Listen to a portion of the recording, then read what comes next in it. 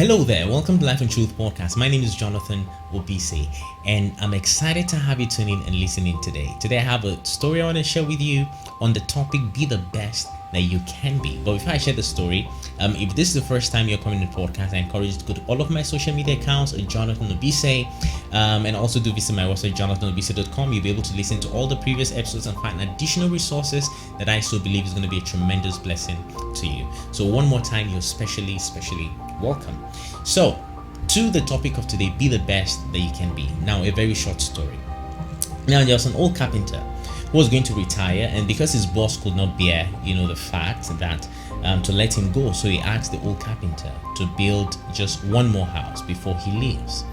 Now, because the mind of the carpenter was made up, his mind was already somewhere else, so he decided to use lousy materials to build a house.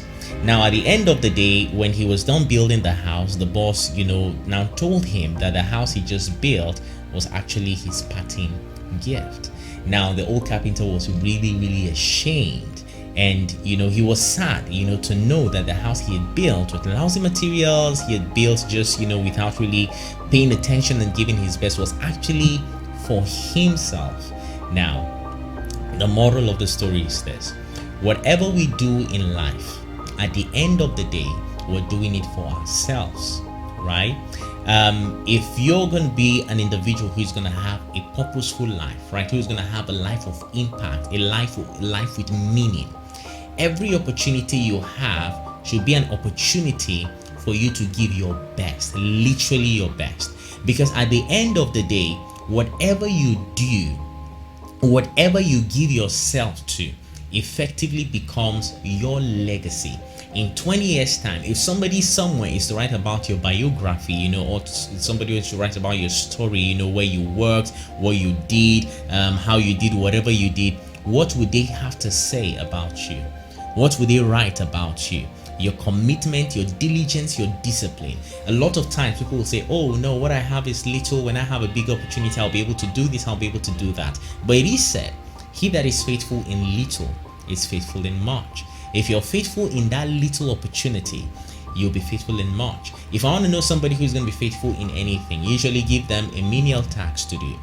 If they are too big for that task, most often than not, they might not be able to handle any big opportunities, because everybody goes through the ranks, right? There is nobody you'll find today who is probably at the top of their career and all of that, who did not grow through the ranks of doing little menial things, seemingly menial things, but they grew through that. So we must understand that every opportunity that we have is an opportunity for us to give the best that we can give, the best that we have.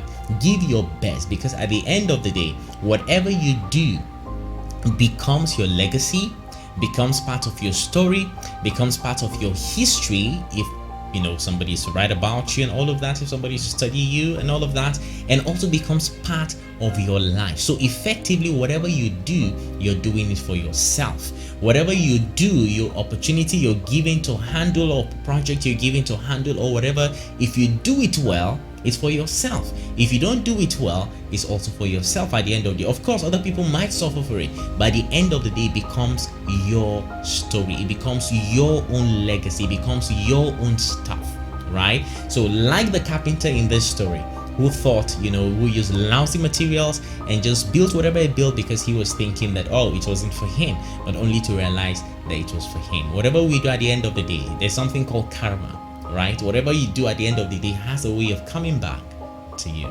So give your best, however, whenever you can, and with every opportunity that you have in life, in school, at work, during internship, while you're volunteering, whatever opportunity you have, always seek to give your best. You always look back, not with regrets, but with thanks that you gave your best. So I want to believe you'll be able to pick a thing or two from this episode. So I'm just going to be doing short episodes, with stories and all of that from time to time.